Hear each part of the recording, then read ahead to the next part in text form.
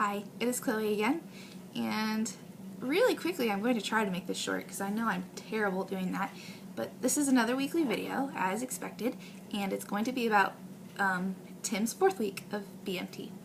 This week I received several letters, which was really exciting because that never happens, and a phone call, which was interesting, and I want to go into detail about that later.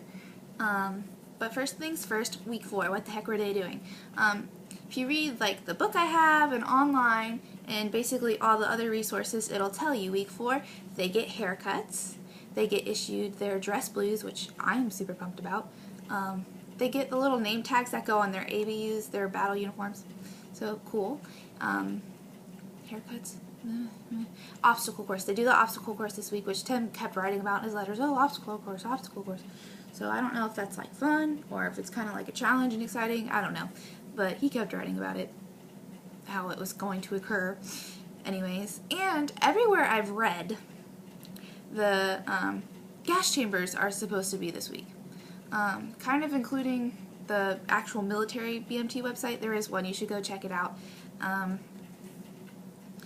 It does say like nuclear chemical warfare training, and everywhere it does say gas chambers occur on the 4th week. Now, Tim, when I spoke to him on the phone, I did ask him about it. He said, no, we're not doing that this week. I spoke to him on Wednesday. He's like, we have the obstacle course this week. And I'm like, but I don't know where else they would fit the gas chambers in, because if you look at the schedule online, it's very, very tight-knit. I have 2 theories on this why Tim said, no, it's not happening this week. One, maybe they didn't tell them, because it's supposed to be like, ooh, element of surprise. Here, handle this situation, because it's supposed to be kind of high pressure. So maybe he didn't know the exact date he was going to be doing it. That's one of my theories. Second theory, just from the phone conversation we had, it sounds like they're kind of implementing new policies at BMT, and a lot of stuff is changing around a little bit, so that's kind of interesting. So I don't know if that would actually affect the gas chambers or not, but if anything, it might just affect the time period at which they are done. So since I mentioned my phone call, I suppose I should tell you about that now. Tim called this Wednesday, and it was kind of interesting because I'm in general psychology right now, and at my university, to pass general psychology, you have to get 7 hours of participation in experiments done. So basically you go to the College of Psychology building, I think that's what it's called, but you go to the psychology building and you sign up for studies, and you sit with basically these grad students who are getting their master's or doctorate's degrees, and they have experiments to write their papers on that they're conducting. And a lot of them are easy and pretty low stress and stuff. So anyways, I was in this experiment. It lasted about an hour, and it was on the computer, and it had different little things you had to do, different little tasks. Most of them were like questionnaires, little things, so you could take your time, not timed.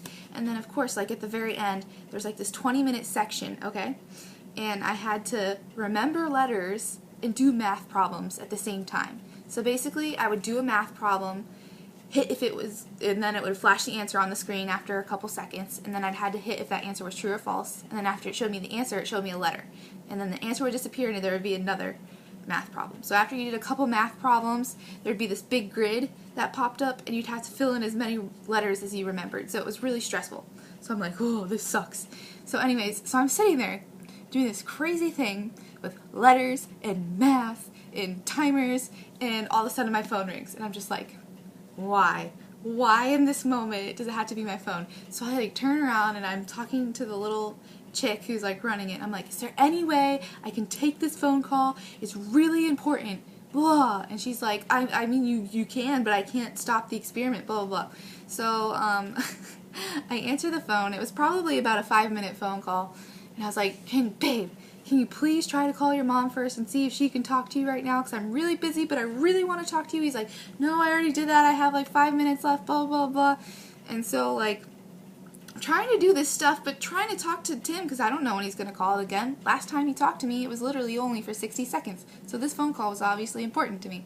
So I'm stressing out about the call, and I'm like shouting out like names, because that's how I personally decided to remember the letters, was to like think of a name that went with them, like Freddie, Barney, Peter.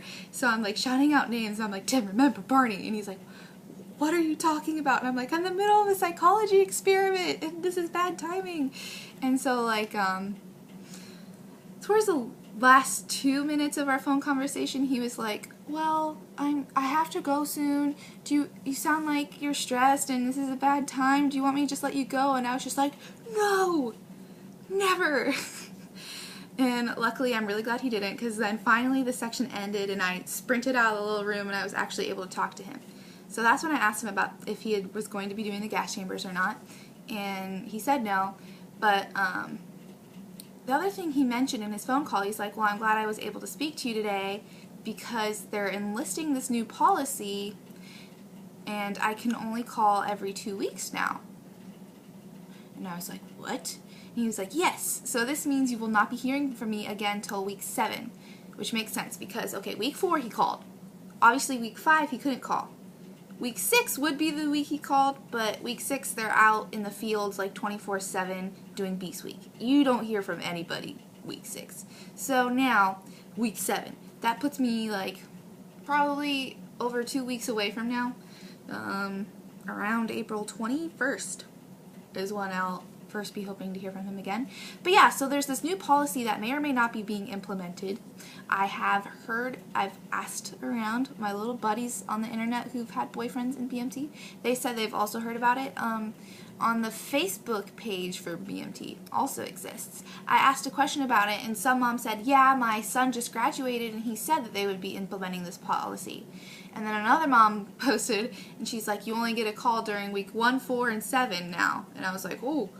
So I don't know exactly how many calls are going to be allowed, and I don't know why this policy is being implemented, and it's just weird, and it's weird that they would implement it right in the middle of someone's BMT as opposed to just phasing it in with new flights, in my opinion. So I thought that was strange, and I thought I should share it with you because, you know, be aware that that may or may not be happening.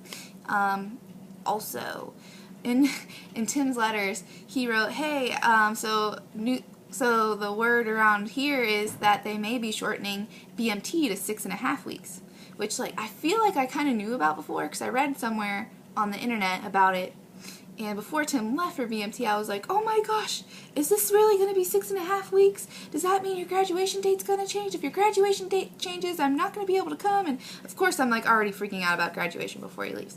So he's like, I'm not going to ask my recruiter about it. I'll sound so dumb. So he didn't ask anything about it. And of course, he's fine. It is 8.5 weeks for him right now.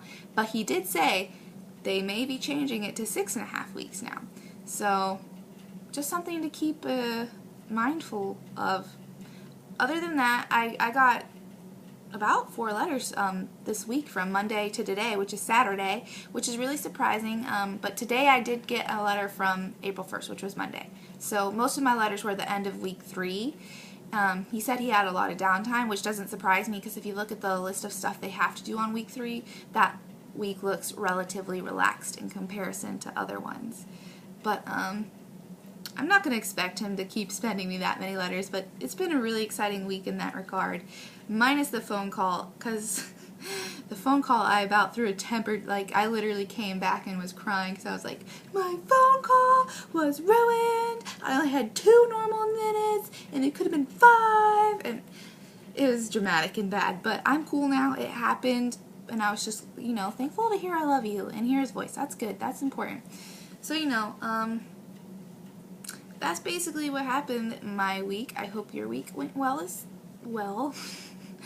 And if I hear any new information from Tim, can't promise you that. I don't know what the letter rate is going to be like from here on out. Obviously, I won't be getting a phone call from him anytime soon. But, you know, I'll be doing my research for you guys as always, and I will record a video that'll probably be much shorter, and I'll post it next week/weekend. So enjoy your weekend, and I'll hear from you in about a week. Bye!